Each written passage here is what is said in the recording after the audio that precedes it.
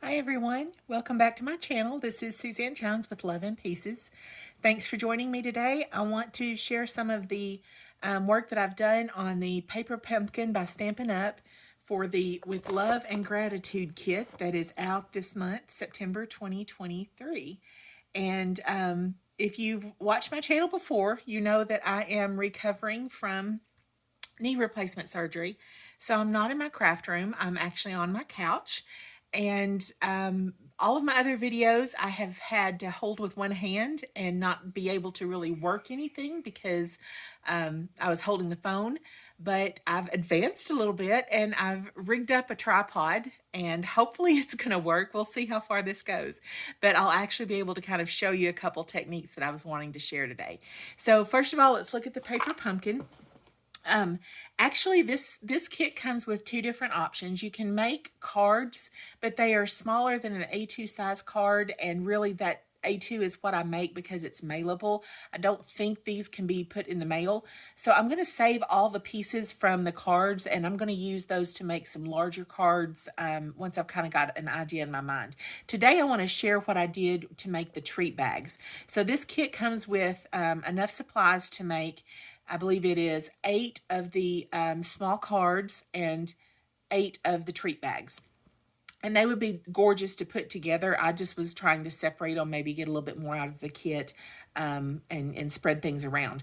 So one thing that you're going to notice is I basically took this grouping that is supposed to go on the card and I switched it for the bag. This larger grouping is what I'm going to put on the cards when I make them. So I just wanted to share with you how I folded up my bags, what I plan to do with them, and kind of what I added to this kit to work on and make the bags. So I'll set that aside. So this is what I pulled out of the kit that I actually used for my bags. I used the stamp set and it has a stamp that says grateful for you. So I used that with the Lost Lagoon ink spot that comes with it this month. That was a new one for me. I was glad to get that. And then I pulled out some of the die cuts. I pulled out the two different sized pumpkins, kind of a orangish and a grayish, you could call it. And I know they're Stampin' Up! Names for all these colors, but y'all, I don't know them on site. And so I'll tell you those colors in just a moment. But then these leaves that come with it, and also this gold foil embellishment. There was two different sizes, and I chose to use the smaller one for the bags. So to that, the only thing I added, oh, and then of course the bag itself, I'm going to show you how I folded that.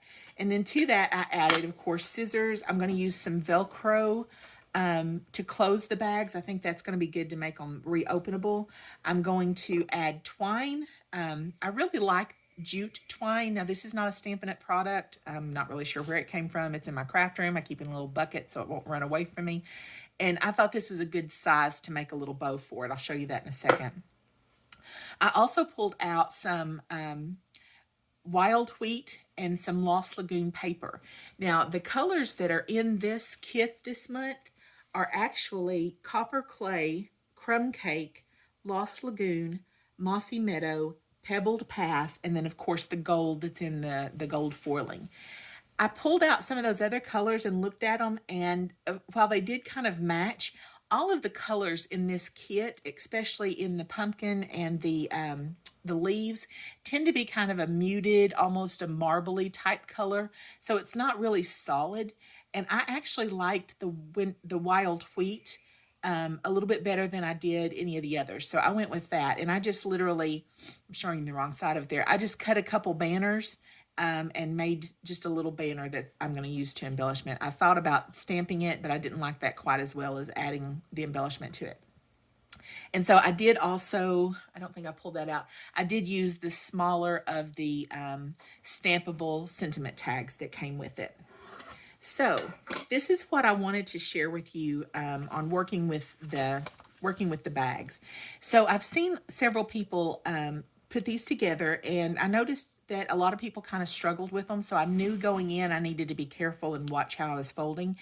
It comes just like this out of the box, and there are score marks on it, but this is not heavy cardstock. It's good quality paper, but it's not really heavy cardstock, and so it's scored, but it still needs a little bit of help finding its folds. So as it came out of the box, this is how it laid. And I just simply kind of pushed on it a little bit and got it to roll over to the other side. And I creased it really good. And that helped to make my box and help it stand up. And I didn't have to fuss with finding the folds and trying to make them happen. Just laying it the way it came and then just pushing it the other way gave me a really nice place to crease. Now the other thing, down the side of the box is a fold for it to be able to collapse. And then down here at the bottom, there's a scored, I guess you'd call it a gusset or a V fold here. And I saw people struggling with how to get this done. And on my first one, I struggled as well. And then I started doing this. So I took the box and I just kind of folded it on itself and let it find that natural middle. And that's where the score mark is anyway. I didn't have to force it to that, but the middle is where that score mark is. So I started at the top. Hope y'all can see this. I'm trying to work while looking in the camera. I started at the top and lined it up and then just pressed it down, getting the middle score mark and the edge. And I stopped about where the point of the gusset is. And so I'm just kind of looking in there and kind of seeing where that fold is, that V fold. Once I got that, I picked it up, and right here on this flap, I kind of pushed out, and underneath, I've got one finger underneath there. Let me make sure I'm in the camera. I just kind of pushed out at the center of that fold, that V, and then I kind of pushed in with the other hand. And of course, it's not going to work on camera. All the other time, there it goes. With just a little bit of a push, it will find that natural V itself. You might have to help it get into the corners on each side. But that's what I did. I just let it kind of fold naturally on itself, and it makes these airplane wings. Let me see if I can do that a little bit better on this side. Again, putting it down at the top where you can keep the edges lined up. Let me put it this way. And then just kind of folding and pressing the inside crease. This is where that flap's folded on the inside, and the outside edges down to about, let me find where that V is, down to about here where that V is. And so I'm just making sure I've got those two folds in. And then I open it back up, and kind of at the edge here, the edge of this flap, I push out, and then I find the point with my finger, and I kind of push in a little bit. And as I bring these two up, again, you may have to help it find its corner there, but it will naturally find those folds on its own. That was the trickiest part of this whole thing. Now, you can see this one's a little bit wonky. It does not matter. That just means that fold went up a little bit higher. You can correct it if you want to. Let's see if I can get that to find its more natural fold.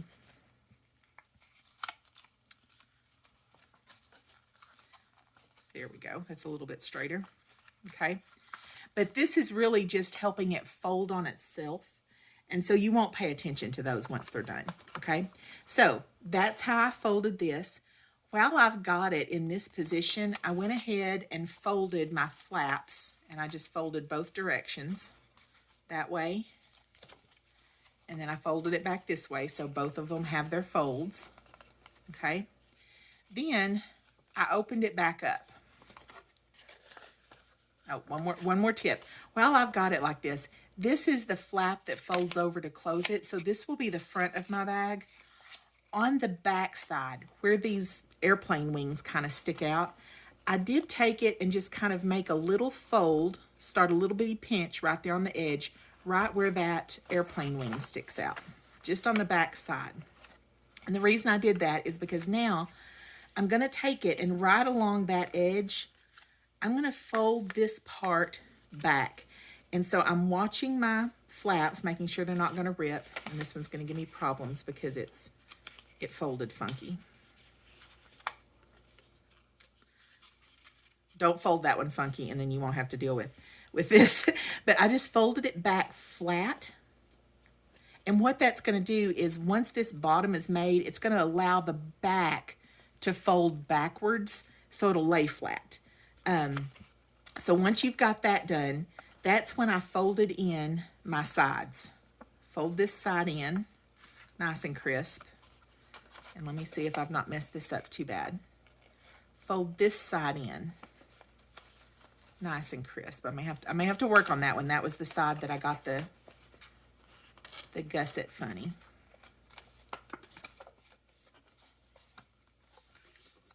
Okay, I'll work on that in a second. Once you get it done like this, this is how I actually glued it. Now, I can't show you that until I fix this, so just give me a second. This is what crafting is fixing the problems where something doesn't work normally. It's just paper. We're going to make it do what we want it to do, and it will all be good in the end. Okay, so once you've got it like this, and yeah, remember I'd already folded these flaps, this is when I glued it. This does a couple things. One, it gives me a nice solid edge to be able to press. You know, if this was standing up and open, I'd have to put something down inside of it to press on it. But as it lays, I can put my glue on.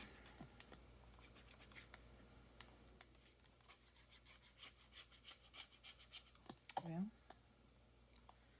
please don't tell me I'm going to have to. This is there it goes. It had a little glue plug in the bottom. This is the My Sweet Petunia precision glue press, and y'all, I love it. I've got a review video on it when I first got it, and I have been using it like crazy. I've already gone through the partial bottle of glue that I had. I'm going to actually do another review on this with tips that I've learned.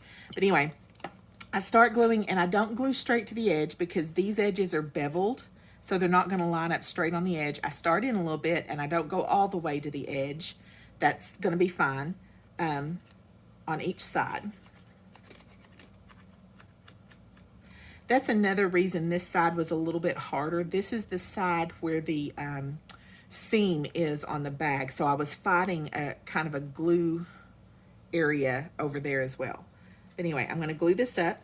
Now, because this is going to be the back of my bag, I want the front piece to come over the back. So this is the back flap. And I'm just going to put a little bit of glue along these edges. And I don't go all the way down to the bottom because there's a little bit of gap. Let me put my glue down here for a second. And I'm going to go ahead and push this in and push it down. And if you see what I mean, I'm able to press and really get a good seal on that bottom and not have to try to poke something down in the bag. And now, I hope that's all been in camera. I'm going to come to this side, and again, I'm not going to go all the way to the fold, to the crease. I'm going to give myself a little bit of a gap. I'm going to come up the side, across the top, and down. And if y'all can see it, you will see this is laying down a minute bead of glue, and I so needed that. I was bad to get way too much glue in a project. And see, this is why, let me lift it up here. Where's my camera? This is why I didn't go all the way to the edge, because it's beveled, and so you got a little bit of a gap there. If you get some glue on it, it's okay, just kind of wipe it off. But now my bottom is glued. I was able to press on it really good. I know this is secure. It's easy to do, easier than it looked probably. And it lays flat so that I can go ahead and decorate my front, but if I was going to store these for a little while, like from now until Thanksgiving, I could store them flat back in a box and not have to worry about them puffing up. So that was my tip for how to put the bag together. I am going to go ahead and open it up because it is glued. I don't want to risk gluing it shut if some of my glue did seep through, but a very nice little bag there. Okay, so that was my tip on how to put it together. It was mostly how to get these sides and then how to do the back flap so that it will lay flat for you if you need to store it. Okay, so what I did with the pieces, oops, oh yeah, I did pull this one out. So the only thing I modified on the pieces that came in the kit was that gold medallion, gold cutout. I did cut the small one apart, so I had two pieces. I thought it was a little bit big to put just in one spot, and it kind of covered things up. So I wanted to be able to separate a little bit. And then I took my wild wheat and the Lost Lagoon. I made my banner. And let me see if I've got, well, I stamped my sentiment on the white sentiment, small sentiment strip that came with the kit, and then I just glued it over the top of this. So let me show you the finished one because that's where I got to. So this is the finished one. You can see there's the Grateful for You sentiment stamped on the white strip. It hangs nicely with the two little additional ribbons hanging below it. I glued my pieces together, and if you can see, I've got the big pumpkin, the small pumpkin, the leaves behind it, and then because I had cut the gold apart, I was able to kind of spread it out and get a little distance on it. And then I added my jute twine bow just to make it, just to add a little bit to it, a little bit of dimension. I didn't do a lot of embellishments. I looked at some gold sequins, but I like the little bit of gold here because it does match a little bit of the trim on the box. But I really wanted to kind of pull out the muted colors, a little bit more of the rustic look for Thanksgiving. I really did like that. See if I can turn it this way. Y'all may be saying, go back to holding your camera. I'm not doing any better with this. But now I've got a cute little bag, bow twine, and I did only add my embellishments to the flap. I didn't let it glue to the bottom. I glued these together and then just attached them to the flap itself so that I can put my Velcro. And let me see if I'm doing this right. I'm going to put the Velcro. I don't want to put it just on the embellishments. I'm kind of putting it where the V of the flap and the embellishments meet, so it's got a nice secure place to hold. And I will put on my other Velcro dot. And y'all, I get a lot of my extra supplies from the Dollar Tree. This pack of Velcro dots came from the Dollar Tree. They work really well. The back's really sticky. I have had Velcro dots before that the glue on them was not quite sticky enough, and so sometimes I add glue, but these you don't have to. They work really well. So now that I've got both pieces stuck there, I'm going to close my lid and press it. And because I've made that fold in the back where it likes to lay flat, I can even press it flat and press on it really good. And now I have a closable, reopenable, flat thank you box, gift box. So I hope something out of this was useful. I hope it stayed in camera range, because this was the last treat bag that I had saved and not folded, and I saved it just for this video. So I can't redo this. I hope it's good enough to post. Thank y'all for following along. I love your comments. You're so supportive of someone who's trying to do this, but I'm by no way a professional at any kind of videography or social media things. And so I'm just trying to get in with everybody else and enjoy the crafting and the sharing of crafts.